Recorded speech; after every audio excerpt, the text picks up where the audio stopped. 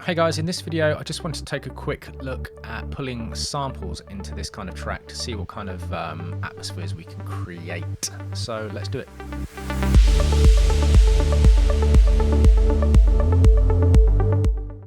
Hello again. As is becoming customary in this little series of tutorials, I just want to take a look at an older track of mine for examples again. Now the reason I've taking a look at this one is because there are a couple of odd sample choices in here, starting right at the beginning.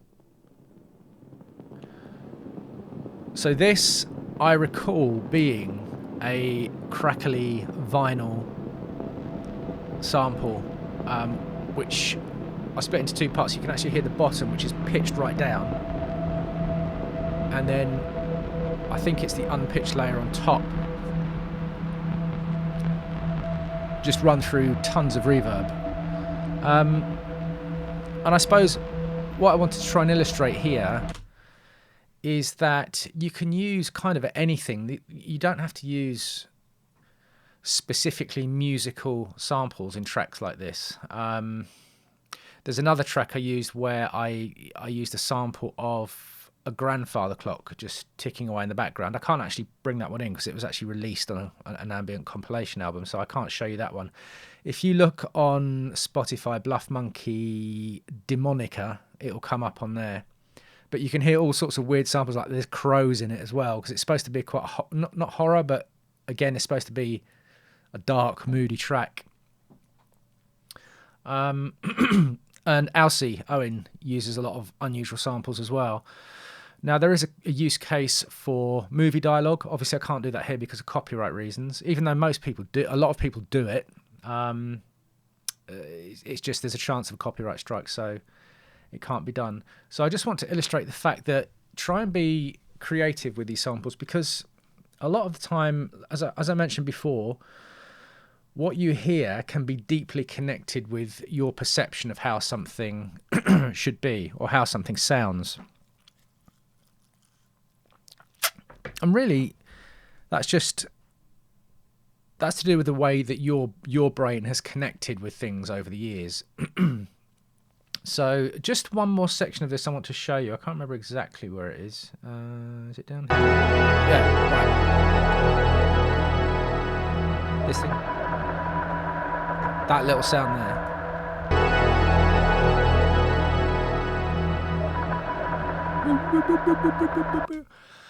That is a sample of an engaged tone, a telephone engaged tone. So, like I said, you can use anything. If you filter it right and reverb it right, it can become something of its own, and it can become quite an iconic sound of a particular track.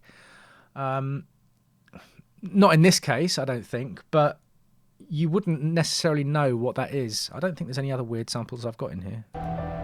Pianos.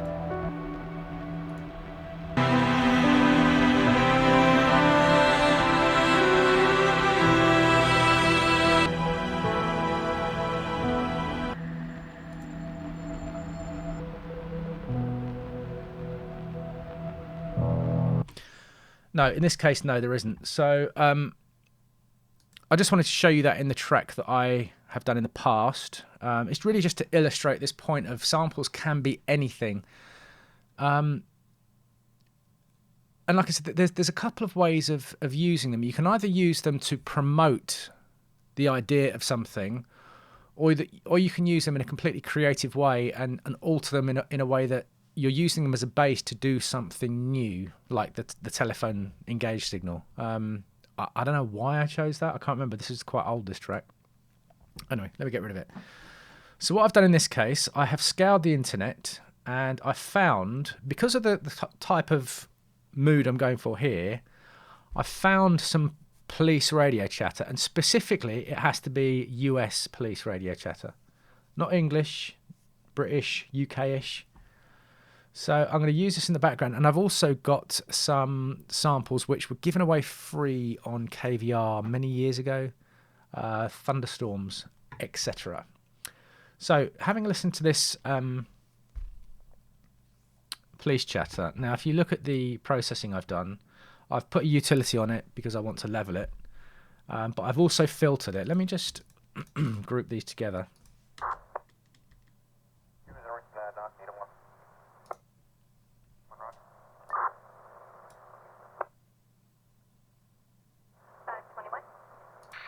Now turning the filters on.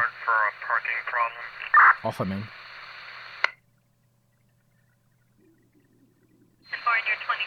You can see it's really kind of harsh and it's too much. So the filter's on.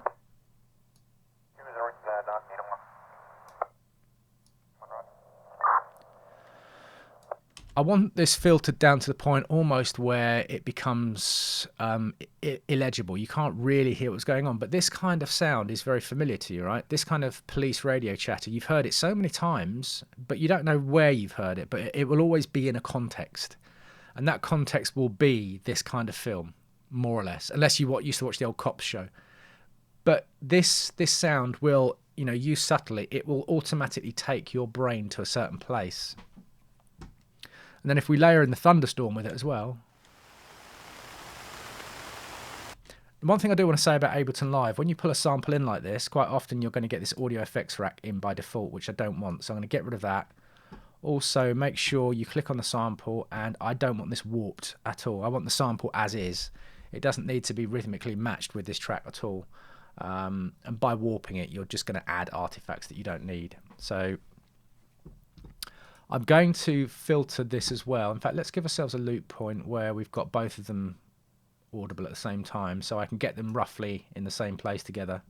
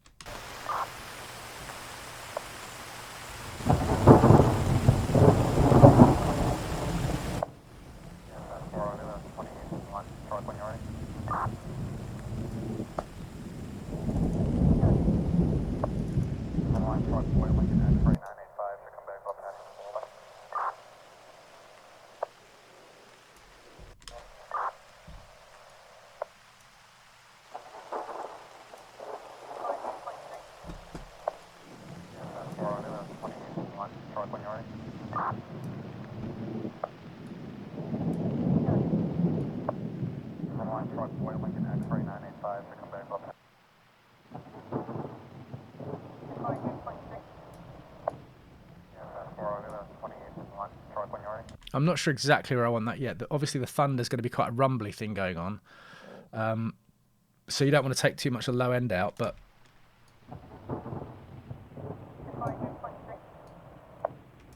those two things by themselves are already kind of setting the scene for something, aren't they? Now, if we... let's turn this pad on as well.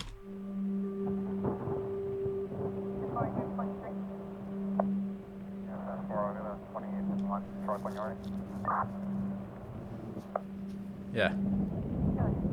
I'm liking that already. So what I want on the radio chatter, I definitely want my where am I going? I definitely want my black hole. Now we don't want the actual size too massive.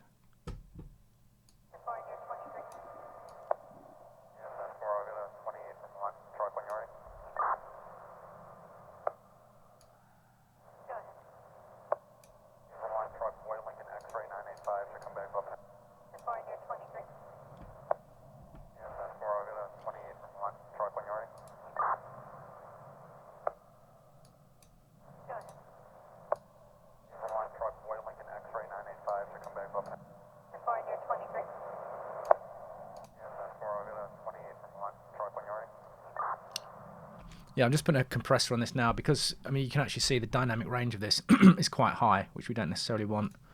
So let's try that.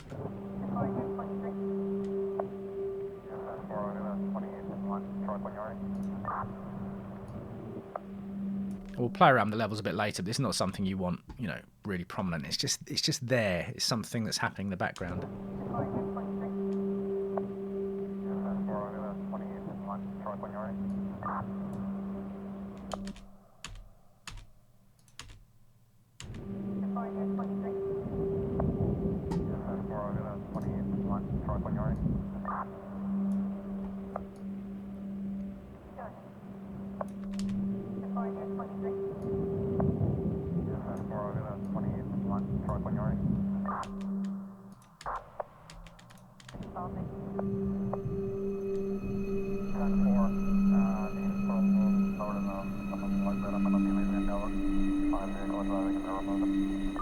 Yeah, so I mean, do you know what I mean? You can't really hear what the guys on the radio are talking about. You can't hear the words so much. It's just a texture that your brain will recognise and it will work with, because it's just used to hearing that.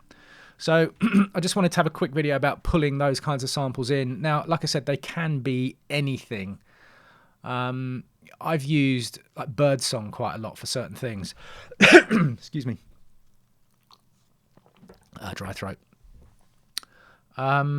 Just because it's such an evocative sound, it's such a familiar sound to the human brain that it will automatically put you in a certain place. But different kinds of birdsong for different things. Like that summer DJ intro, happy birdsong.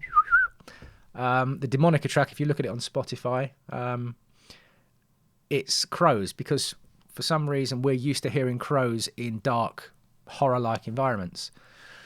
So, yeah. One thing I will say, if you need a source for samples, this particular radio chatter, I just Googled it, and this was the first thing that came up. But there is a website called Freesound. Now, all of the sounds on there, as far as I recall, I used to use it a lot. All of the sounds on there are royalty-free to use. They do ask that you mention the author. But Freesound is an invaluable source for Foley if you don't have... Be right back. Yeah, if you don't have one of these things, which, I mean, I've had this one for ages. It's just a fairly standard field recorder. So these things aren't massively expensive, but they can be used to record almost anything. Let me just switch this off. And it just gives you that extra layer of kind of creative input into the track that you're making. Now, I have recorded things like fridge motors, and you pitch them down a couple of octaves and they become something completely different. So yeah, just try and get creative with the samples. Try and think about the connections that you've made over the years with certain kinds of sounds and how they can be used in the music that you're making. So I hope you found this useful, and I'll see you in the next one.